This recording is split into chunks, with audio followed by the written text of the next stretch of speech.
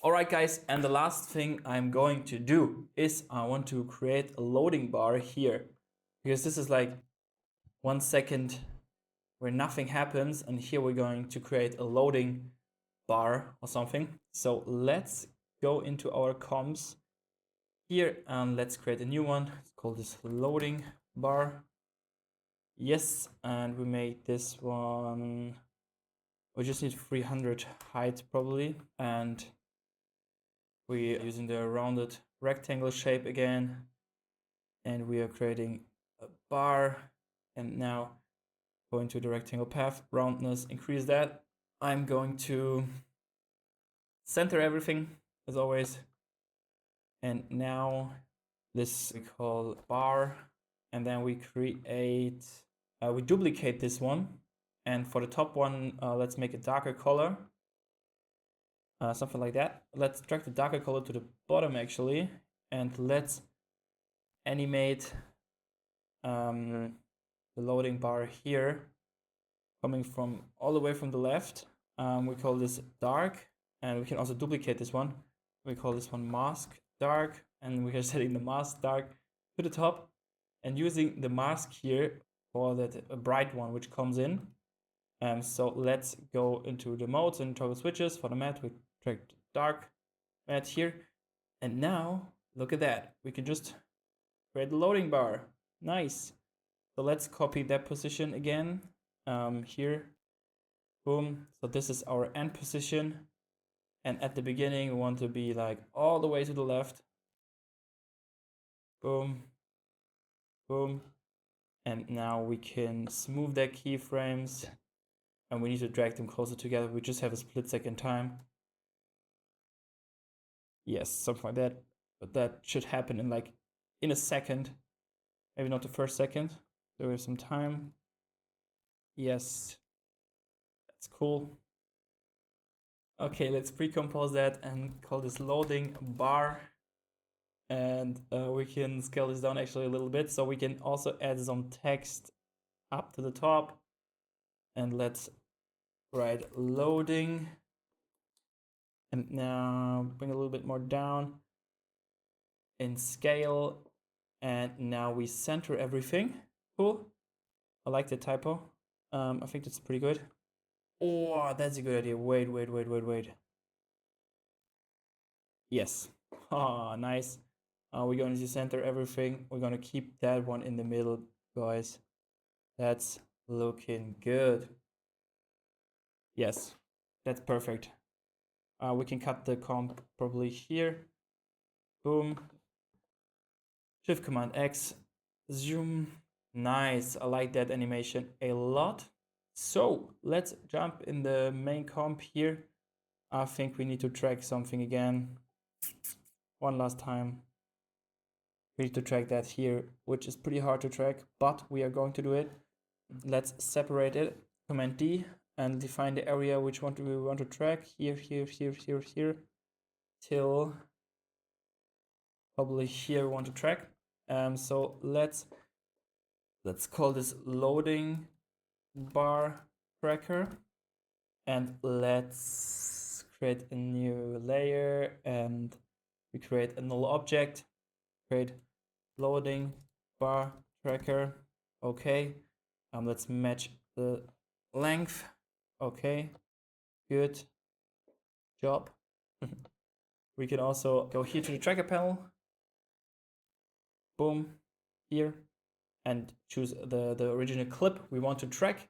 And now we want to track the motion, just the position. Make sure we have set the resolution to 100. Here, it's like full resolution in that case. So at the beginning, let's see. Yeah, like the 4 could be pretty easy to track. Let's try to track the number 4 here and check the tracking settings. Everything is set. Edit the target, and we want to apply that data to the loading bar tracker. Yes, and now let's track that. As always, make sure the track is clean. We had some lag in here. Track here. Okay, that's fine. Nope, we want to stay at the 4, please. Yes. I know that's a lot of motion blur, but you can do it. Come on, my man. Last animation. Boom. Okay, we have to do everything by hand. He's not getting the track, but that's fine. Oh, we already done with it? Yes. So here, let's track backwards. Maybe the backward track is more successful. It apparently is. Yes. Nice. It worked. Nope, it didn't. Go 1 frame back. Okay, this worked. Now it's getting trouble again. Maybe I should have tracked the 6. Maybe it would have been easier. Okay, let's apply the track. Cool. Let's move that tracking data a little bit more up where everything is going on. Maybe even up here above the trackers. And now let's get in the loading bar. Nice. So here is the loading bar, and we can set the mode to screen, I think, which looks cool. And let's make it a 3D layer. Yes, and parent it to the loading bar tracker. Okay, now let's drop the resolution so we can see what we have done. And it sticks to the SD card. Nice. Cool. I like that. Yeah, that's cool. That's all we need. Nice. Let's drop down the opacity to around 70. And let's animate some scale keyframes. So at the end, we want to make it drop out and here to pop in. So 0 and here 0 again. Activate motion blur. Go into the curves and smooth it. And then we are good to go for now. So, wow, we did a lot of animation today. See how that looks.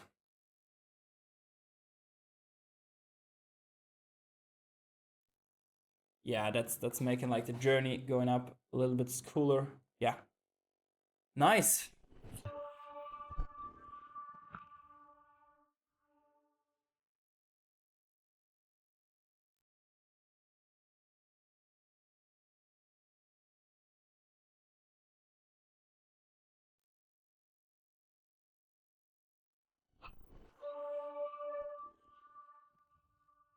All right, guys, that's it for today. That was a crazy session and I love the outcome. So the only things that are left now, I probably gonna sleep one night over it, gonna have a look tomorrow at that edit. It always helps. And then I maybe tweak some little keyframing and maybe add a few small things, but no big changes. Yeah, and then we are done. Then we're ready to export it and then of course to add a sound design. But sound design, as always, I'm going to look for some whoosh sounds. I have that library where I just pick the right whoosh sounds and just place them wherever something spins or comes in or appears. And of course, I'm adding some UI selection sounds. I pretty much got all my sounds from Artlist and also some sound packs I use. And that's it for the futuristic HUD augmented reality edit. I hope you have learned a lot. I shared a lot of details with you in that tutorial, and I love to see what you guys create, what you guys come up with, all these techniques and informations you have learned today. Nice, and I'm going to see you in the next one.